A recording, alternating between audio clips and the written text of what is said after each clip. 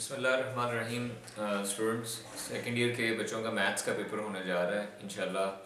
Best wishes for all of them who are going to take mathematics exam. There is a very much important question concerning examination point of view in Lahore board and all Punjab boards. Normally it is termed as sandwich theorem. जी ये sandwich theorem है। First of all मैं आपको बताता चलूँ कि ये sandwich theorem नहीं है। सैंडविच थ्योरम का इसमें इस्तेमाल किया जाता है इस क्वेश्चन को प्रूव करने के लिए। और क्वेश्चन क्या है कि theta is measured in radians then you have to show that sine theta और थीटा इक्वल टू 1। ये एक इम्पॉर्टेंट क्वेश्चन है जो कि एग्जाम में एज अ प्रूफ के तौर पे आ सकता है।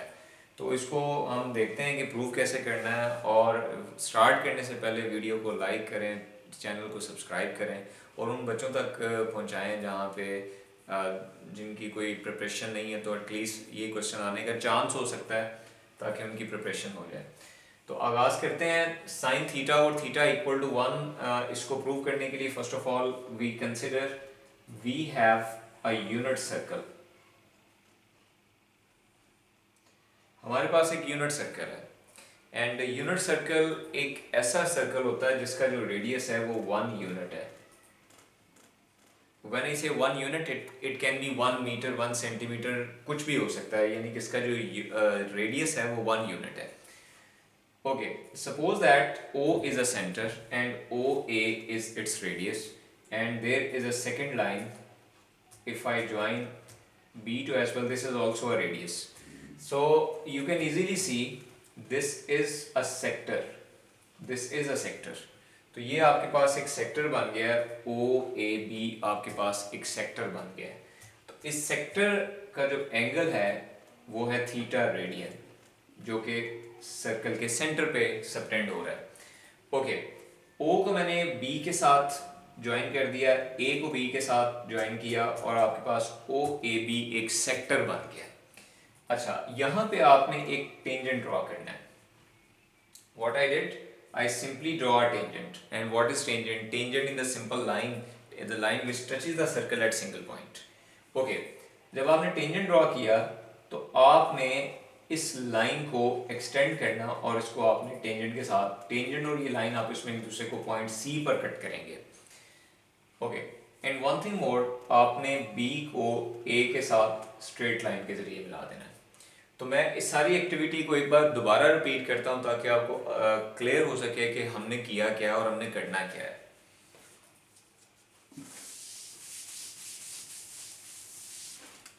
हमने प्रूव करना है if theta is measured in radian, यानी कि अगर थीटा रेडियन में गिवन है तो you have to prove that sine theta और थीटा इक्वल टू 1। तो that's quite simple. I make it large. Consider you have a center, a unit circle with center O and AB is the sector. OAB is sector of circle. Theta radian is angle subtended at the center of the circle. Simply draw a tangent, join or extend OB so that it can cut the tangent at point C. Moreover, join B with a straight line to point A. Now you can easily see what we have. अब हमारे पास यहाँ पे 3 figures बन गई हैं, आसानी के साथ आप देख सकते हैं। We have a triangle OAB, we have a sector OAB and we have a right angle triangle OAC. Why right angle triangle? Because radius and tangent always perpendicular to each other. मैं इन सारी pictures को अलग अलग बना के आपको दिखा देता हूँ। हमारे पास ये एक ट्राइंगल है OAB, हमारे पास ये एक सेक्टर है OAB और हमारे पास ये एक राइट एंगल ट्राइंगल है OAC। तो ये अलग अलग हमारे पास 3 डिफरेंट ट्राइंगल्स हैं, सॉरी 3 डिफरेंट ज्योमेट्रिकल शेप्स हैं, जिसमें से 2 ट्राइंगल और एक आपके पास सेक्टर है। आपने इन सब का एरिया जो है वो कैलकुलेट करना है। तो एरिया कैलकुलेट करना बहुत आसान है। हम वन बाय वन इन तीनों के एरियाज को कैलकुलेट करेंगे और उन तीनों के एरियाज का आपस में कंपैरिजन करेंगे कि किसका एरिया सबसे लार्जर है और किसका एरिया सबसे स्मॉलर है, और देन एंड पे जाके हम सैंडविच थ्योरम का इस्तेमाल करेंगे और जिससे ये चीज़ प्रूव होगी कि साइन थीटा और थीटा इक्वल टू 1 के इक्वल है। सो आइए यहाँ आई होप सो कि यहाँ तक आपको क्लियर हो गया होगा। अब हम कैलकुलेशन का आगाज़ करते हैं। वीडियो को आप रोक रोक के देख सकते हैं ताकि आपको हर स्टेप जो है वो क्लियर वो समझ आए। First of all we will calculate the area of triangle O A B. Area of triangle O A B. I am talking about this triangle, area of triangle OAB.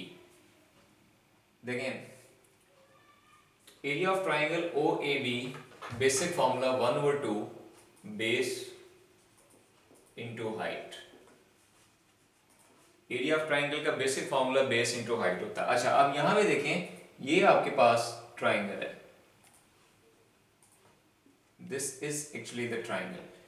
Base तो इसकी O A आ गई आपके पास, 1/2 O A is the base and what is height, this is we draw a perpendicular, I may call it D. तो ये B D जो है ये आपके पास इसकी हाइट आ गई। बिकॉज ये एक राइट एंगल ट्राइंगल नहीं है तो लिहाजा हम इसकी हाइट को मालूम करने के लिए वहां से एक परपेंडिकुलर ड्रॉ करेंगे ताकि हम इस फॉर्मूला में इनकी वैल्यूज जो है वो पुट कर सकें। As I stated earlier, this is a unit circle and OA and OB are its radii respectively. So when I say unit circle, OA and both OB will be equal to 1. तो OA की जगह पे मैंने 1 value लगा दी और BD जो है वो मैंने कैलकुलेट करना है। Say this is equation number 1. To calculate BD, अब मैंने BD को कैलकुलेट करना है। देखें, ये एक राइट एंगल ट्राइंगल है। देखें, इस ट्राइंगल के अंदर ये एक राइट एंगल ट्राइंगल बन गई है और इस राइट एंगल ट्राइंगल में हमने बी डी को कैलकुलेट करना है।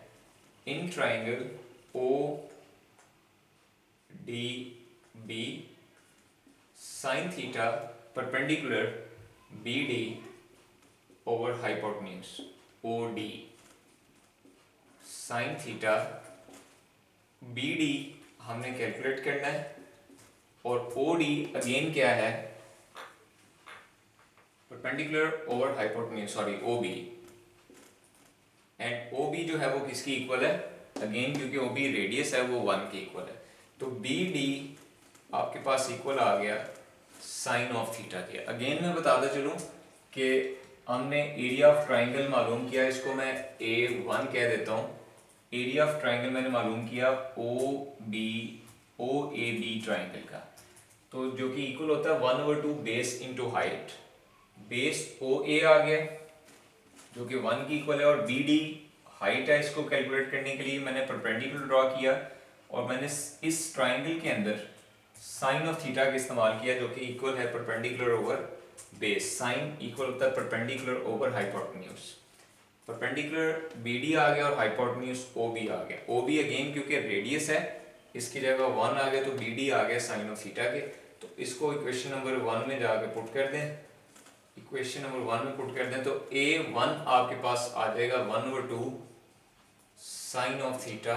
मजीद सॉल्व करेंगे 1/2 साइन ऑफ थीटा। ये आपके पास एरिया ऑफ ट्राइंगल OAB आ गया। If you have any question till so far, you can write in comment section. It will be explained further, and you can make this. You can stop the video and watch the previously what we had done till so far. Now इसके बाद हम calculate करेंगे area of sector. Sector जो है वो इस area इसको भी शामिल करता है, इस वाले पार्ट को भी, यानी कि ये पूरे का पूरा जो पार्ट है जो ये पूरा सेक्टर है। और सेक्टर के ऊपर हमने बड़ी डिटेल डिस्कशन हम करेंगे जो कि फर्स्ट ईयर में ट्रिग्नोमेट्री में भी आपने पढ़ी हुई है। चैप्टर नंबर 9 का आगाज है एरिया ऑफ सेक्टर ट्रिग्नोमेट्री में, तो वो उन लेक्चर्स के अंदर आप सुन सकते हैं। अगर आप 9 चैप्टर का मैंने लेक्चर रिकॉर्ड करवाया हुआ है एरिया ऑफ सेक्टर के ऊपर फर्स्ट ईयर मैथमेटिक्स का, तो हम उसकी डिटेल में नहीं जाएंगे, हम डायरेक्टली कैलकुलेट करते हैं एरिया ऑफ सेक्टर। A1 हम यहाँ पे लिख लेते हैं कि A1 जो है वो 1/2 साइन ऑफ थीटा के इक्वल था।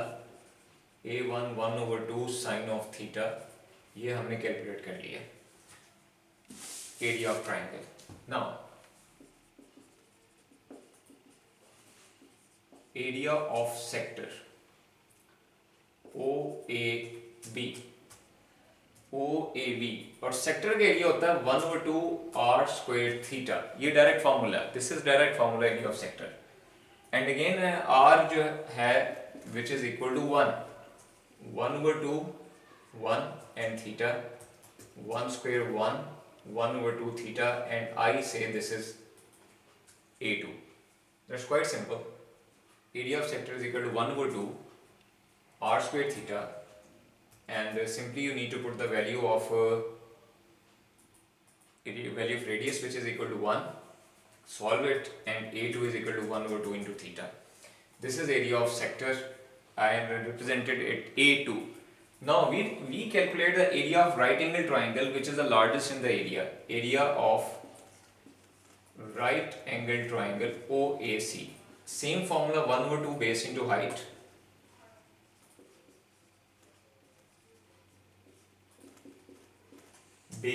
Base OA and height AC. OA, very simple,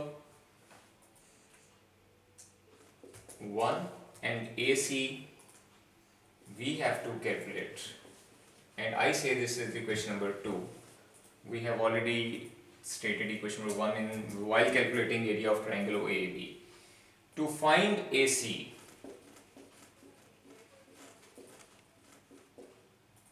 we use tangent of theta, because हमने AC को मालूम करना तो हम टेंजेंट थीटा का इस्तेमाल करेंगे। तो जो टेंजेंट थीटा है वो इक्वल होता है परपेंडिकुलर ओवर बेस, यानी कि AC और बेस OA। हमने साइन का इसलिए इस्तेमाल नहीं किया क्योंकि sine is perpendicular over hypotenuse. Hypotenuse आपके पास यहाँ पे नहीं है, तो टेंजेंट का इसलिए इस्तेमाल किया परपेंडिकुलर और बेस आपके पास है जो कि किसकी इक्वल है, वेरी सिंपल, जो कि रेडियस की इक्वल है। तो टेंजेंट ऑफ थीटा,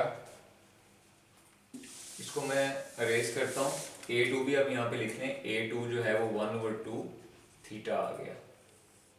अच्छा, tangent theta is equal to AC divided by 1, और जो AC है वो इक्वल आ गया टेंजेंट ऑफ थीटा के। AC की वैल्यू आपने लगा दी, अब AC को पुट कर दें इक्वेशन नंबर 2। इक्वेशन नंबर 2 ये है, और मैं इसको रिप्रेजेंट करता हूं A3 के साथ, एरिया ऑफ ट्राइंगल OAC।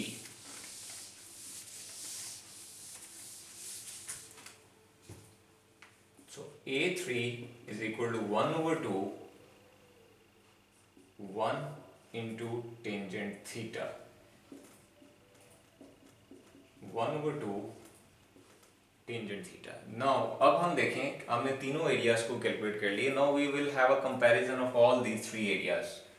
सबसे ज़्यादा जो सबसे स्मॉलर एरिया ट्राइंगल का है, सिंपल ट्राइंगल का, इस ट्राइंगल की मैं बात कर रहा हूँ, which is not right angle triangle. उससे बड़ा जो एरिया वो एरिया ऑफ सेक्टर है। आप फिगर से देख के रट्टा लगाने की जरूरत नहीं, और सबसे ज़्यादा राइट एंगल ट्राइंगल का एरिया जो है वो बड़ा है। मीन टू से दैट हम कह सकते हैं कि if I compare all these three areas, मैं अगर इन तमाम एरियाज को कंपेयर करूं तो from figure we can say area of triangle less than area of sector and less than area of right angle triangle. All you need to put the values, A1 1/2 sin theta, this is 1/2 theta, this is 1/2 tangent theta. Okay, 1/2 sin theta, 1/2 theta, 1/2 sin theta over cos theta, मैंने tangent को लिख लिया sine over cos.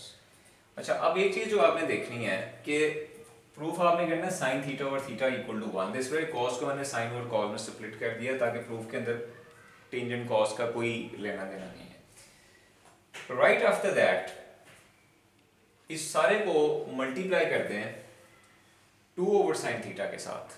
Mean to say that आप इसको पूरे को divide कर दें 2 ओवर साइन थीटा के साथ, multiplying whole inequality by 2 over sin theta. So what I did, 1 over 2 sin theta, 2 over sin theta, 1 over 2, 2 over sin theta, 1 over 2 sin theta cos theta, 2 over sine theta. मैंने 2 over sine theta के साथ through out multiply कर दिया। Y? Because हमें यहाँ पे 1 भी चाहिए, तो इसको जब करूँगा तो साइन साइन के साथ कैंसिल, तो यहाँ पे आ गया 1 लेस देन 2 2 के साथ कैंसिल, तो ये थीटा ओवर साइन थीटा आ गया। 2 2 के साथ कैंसिल, ये इसके साथ कैंसिल, तो ये 1 ओवर कॉस थीटा आ गया। Now, in next step we are going to take the reciprocal. अगले स्टेप में हम इसका रेसिप्रोकल लेते हैं। नेक्स्ट स्टेप में इसका रेसिप्रोकल लेंगे। जब रेसिप्रोकल लेंगे तो ये जो इनइक्वालिटीज के साइन है ये चेंज हो जाएंगे। Taking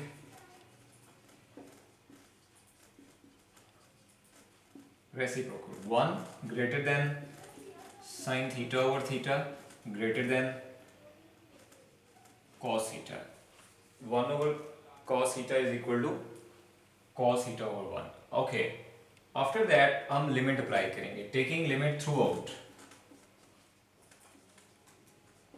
theta approaches to 0। Throughout आपने इसकी जो लिमिट है वो डिफाइन कर देनी है। 1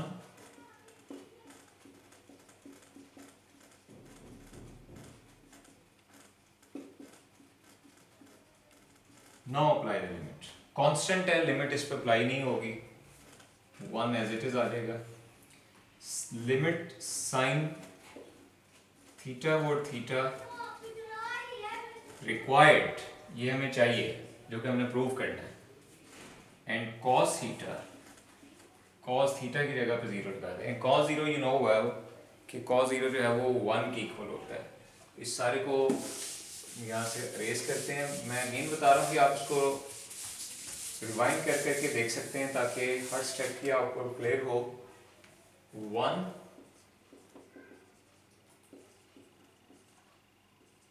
sine theta over theta and cos 0 जो है वो 1 के इक्वल है। Now look at this, 1 greater than this and this greater than 1, यानी कि हम कह रहे हैं कि 1 जो है वो साइन थीटा ओवर थीटा से बड़ा है और साइन थीटा ओवर थीटा जो है वो 1 से बड़ा है। ये बिल्कुल इसी तरह ही है कि आपके पास सैंडविच है और हम कहेंगे जी उसमें जो सैलड है वो जो दरमियान में ब्रेड, यानी कि जो अगर हम ऑमलेट कह लें, ऑमलेट का सैंडविच है, तो क्या वो जो अंडा है वो ऊपर वाले स्लाइस के साथ लगा हुआ है या नीचे वाले स्लाइस के साथ लगा हुआ है? दोनों के साथ लगा हुआ। मीन कि मैं ये नहीं कह सकता कि 1 इससे ग्रेटर है या ये 1 से ग्रेटर है। तो यूजिंग सैंडविच थ्योरम, बस इतने से पार्ट में सैंडविच थ्योरम का इस्तेमाल आता है। बाकी people used to consider whether this is sandwich. This is not sandwich theorem. Sandwich theorem is a broader theorem. It can be used anywhere in mathematics, like this situation.